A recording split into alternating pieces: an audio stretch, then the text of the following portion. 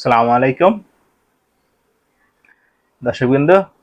বাংলাদেশে কি ঘটতেছে এটা এখন আপনারা দেখতেছেন। গতকালকার যেই সবচেয়ে বড় হট নিউজ, এটা হলো বাংলাদেশের যে রাষ্ট্রপতি, যে নাম করা আছে রাষ্ট্রপতি আর কি, সেই ফ্যাসিস্ট হাসিনার অন্যতম একজন দোসর, যে হাসিনার পায়ে ধরে সালাম করার বা একটা তার যে একটা আশা ছিল, সেই আশাটা সে পূরণ করতে পারলো না রাষ্ট্রপতি হওয়ার কারণে।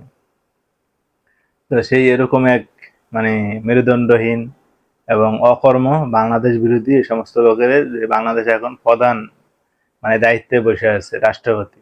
তো যাক, কথা ওটা না, কথা হইলো আপনার যে গতকালের সবচেয়ে বড় হট নিউজ, রাত্রে এলে বাংলাদেশে যেই পররাষ্ট্র মন্ত্রণালয় থেকে অফিসিয়াল যেই সিটি দেয়, সিটি না, তারা ফোনের মাধ্যমে বাংলাদেশের যে বড় বড় যে এম্বাসি গুলা, নাম নাম করা বা যারা বড় দায়িত্বে আছে, তাদেরকে ফোন করে জানাইলো কি, মানে হাই কমিশনের থেকে এবং তারা যে বাসায় থাকে, বাসভবনে থেকে রাষ্ট্রপতি ছবি সরিয়ে নেওয়ার জন্য, এটা ইমার্জেন্সি।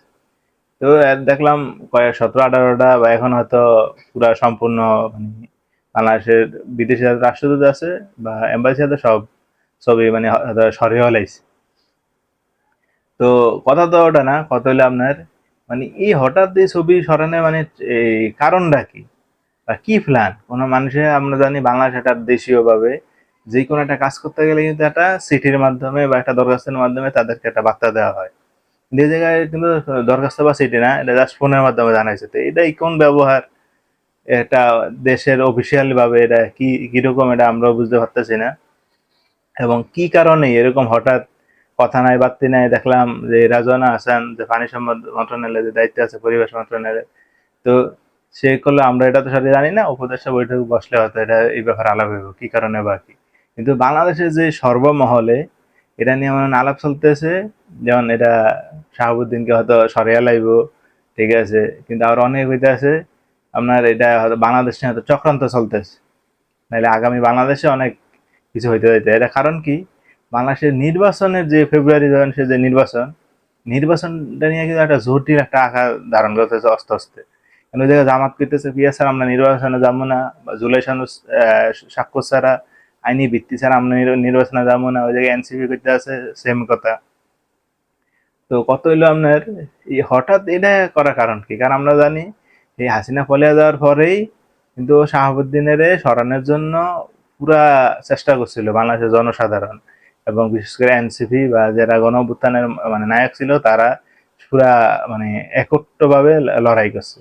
কিন্তু বিএনপির ভেটোদের কারণে তাদের সংবিধানে কি এটা কি এরকম খারাপ কথা, এই সংবিধানে তারা একটা ভালো হইব না, সংবিধানের লেখা নাই একটা দেশের কোন অভিভাবকহীন হয়ে পড়বো, এটা কি এরকম আর একেবারে। বিএনপির এই বর্তমানে যে সমস্ত বড় বড় নেতারা কথাবার্তা কয় না, ওই তাদের কার্যকলাপও কিন্তু ওই তাদের কথা বলা মতো নেই। আরেক রহমানও দেখলাম গতকালে বলল কি, তারা এই বাংলাদেশে মৌলবাদীদের কোনো স্থান দেওয়া যাবে না।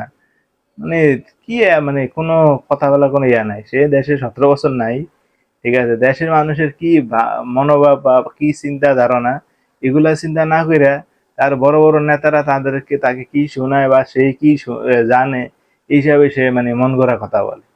তো প্রশ্ন ওটা না, প্রশ্ন হইলো আপনার এই রাষ্ট্রপতি ছবি সরানোর কারণটা কি? তাকে কি বাদ দিয়ে দিব, অন্য কেউ রাষ্ট্রপতি বানাইবো, নাকি এটা একটা প্রসেসিং বা একটা আলাপ আলোচনার মাধ্যমে কিন্তু এই সমস্ত কাজ করতে হয়, ঠিক আছে। কিন্তু কোনো কথা নাই বার্তা নাই, হঠাৎ এই ঘটনা। এর ভিতরে আবার আজকে 2 দিন হয়ে গেছে, কোনো উপদেষ্টা মন্ডলী বা সরকারি বা পররাষ্ট্র মন্ত্রণালয়ের থেকেও কিন্তু একটা স্পষ্টভাবে কোনো বক্তব্য আমরা পাচ্ছি না। তাহলে এটা কি চক্রান্ত হইতেছে, না আর ভিতরে ভিতরে কোনো আপনার এই তারা সত্যিকারেরই রাষ্ট্রপতি চেঞ্জ করার জন্য আলাপ আলোচনা চলতেছে, এটা আমরা কিন্তু শিওর না। যদি রাষ্ট্রপতি আপনার চেঞ্জ করতেই হয়, তাহলে আমি মনে করব বাংলাদেশের আবার সমস্ত যেই রাজনৈতিক দল আছে এবং জনসাধারণের মত নিয়ে এই রাষ্ট্রপতি নিয়োগ করতে হবে। কারণ আমরা কোনো ওই সাধারণ এই সমস্ত দালাল প্রকৃতির কোনো রাজনীতির যারা ছত্রছায়া থাকে এই সমস্ত মানুষকে আমরা রাষ্ট্রপতি চাই না।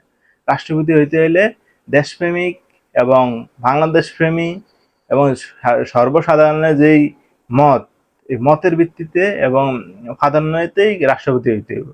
বাংলাদেশে এই এরকম দলকানা ভারতপ্রেমী আমরা রাষ্ট্রপতি আমরা মানব না। তো দেখা যাক সামনে কি হয়। বিএনপি তো এর আগে মনে করেন না এই সাংবিধানিক সংকটের নাম দিয়ে মানে রাষ্ট্রপতি চেঞ্জ করতে দিল না, কি কারণে বা কি অহনি আবার কি জন্য এইটার মানে এই ছবি সরানোর নাম দিয়ে বা কি কি হইতে চলতে সেটা আমরা সঠিক জানি নাই।